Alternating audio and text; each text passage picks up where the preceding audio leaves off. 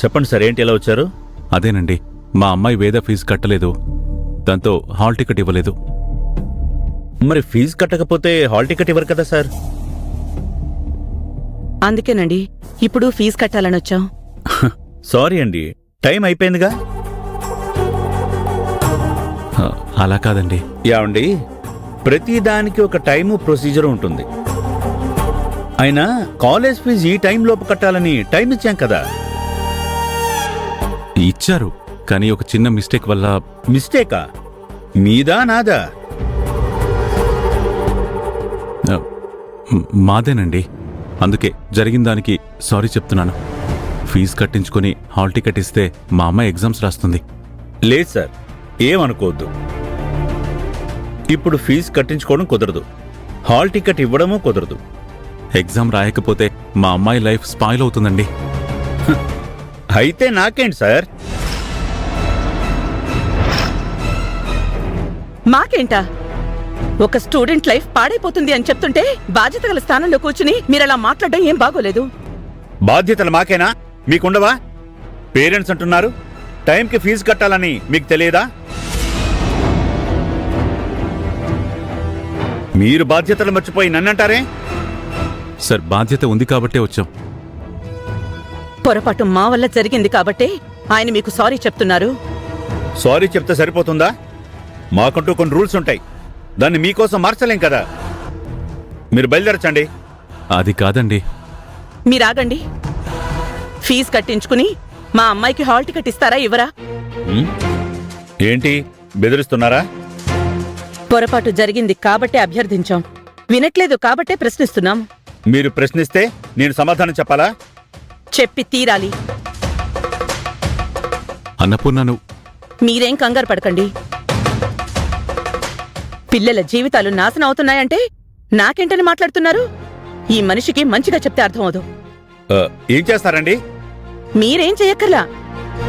College fee in టైంలో కట్టలేదు, ఆ కారణంగా స్టూడెంట్స్ జీవితాలు పాడైనా నాకేం పర్వాలేదు, మీరు మాకు రూల్స్ చెప్పకండి అని ఒక లెటర్ రాసివ్వండి. మీకు రూల్స్ ఉన్నట్టే స్టూడెంట్స్ కి హక్కులు కూడా ఉంటాయి. మీరు హాల్ టికెట్ ఇవ్వక్కర్లేదు. లెటర్ రాయండి.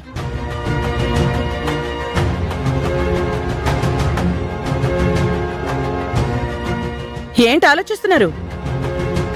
లెటర్ రాసివ్వండి సార్, వెళ్ళిపోతాం. ఇన్ టైంలో ఫీజులు కట్టకపోతే గనక స్టూడెంట్స్ తో లేట్ ఫీజు కట్టించుకుని చాలాసార్లు ఫీజులు కట్టించుకుంటారు కదా సార్. కానీ మా అమ్మాయి విషయంలోనే మీరింత పట్టుబడుతున్నారంటే కారణం ఏదైనా ఉందా? ఉంటే పోనీ అదేదైనా చెప్పండి.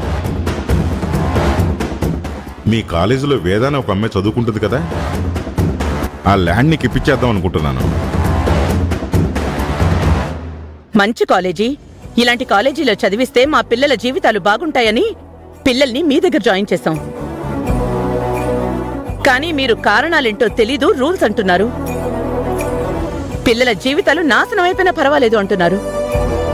అందుకే మీ రీజన్స్ మీ దగ్గరే పెట్టుకోండి, మీ రూల్స్ మీ దగ్గరే పెట్టుకోండి. మాకు మాత్రం లెటర్ రాసివ్వండి, ఏం జరగాలో మేం చూస్తాం. ఏదైనా ఓకే మాకు. కాలేజీలో లెక్చరర్లకు అన్యాయం జరిగితే వాళ్ళందరికీ సపోర్ట్గా మిగతా లెక్చరర్లు వస్తారన్న గ్యారంటీ లేదు. ఎందుకంటే వాళ్ళ భయం వాళ్ళకుంటుంది. కానీ తోటి స్టూడెంట్స్ కి అన్యాయం జరిగితే స్టూడెంట్స్ మాత్రం వస్తారు. ఎందుకంటే వాళ్ళకి భయం ఉండదు, యూనిటీ తప్ప. స్టూడెంట్స్ తో పెట్టుకుంటే ఏమవుతుందో, స్టూడెంట్స్ పవర్ అంటే ఎలా ఉంటుందో కాలేజీ రన్ చేస్తున్న మీకు నేను చెప్పాల్సిన పనిలేదు. మేమిప్పుడు ఫీజు కట్టడానికి వెళ్తున్నాం. ఫీజు కట్టేటప్పటికల్లా హాల్ టికెట్ మా చేతుల్లో ఉండాలి. లేదంటే స్టూడెంట్స్ ఎవ్వరూ క్లాస్లో ఉండరు, గ్రౌండ్లో ఉంటారు. అన్నపూర్ణ, ఆయనకు అర్థమైంది. మనం ఫీజు కడదాం పదండి.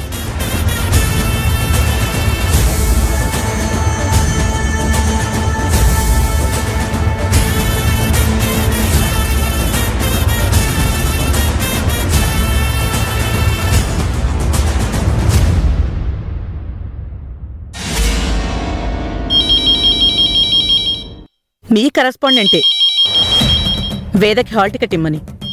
మాట్లాడండి. హలో అమ్మ స్వప్న, వాళ్ళు వస్తారు. వాళ్ళకి హాల్ టికెట్ ఇచ్చేసి పంపించేసాయి. సార్.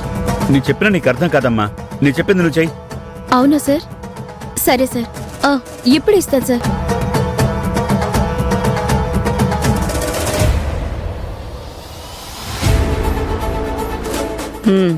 ఫీజు తీసుకుంటారు కదా? ఇవ్వండి.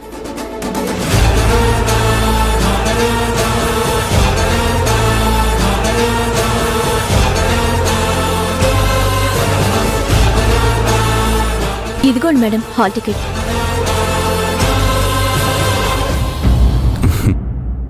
అన్నపూర్ణ, కొన్ని చోట్ల బ్రతిమిలాడడం కంటే బెదిరించడమే కరెక్ట్. నువ్వే కరెక్ట్. పదండి వెళ్దాం.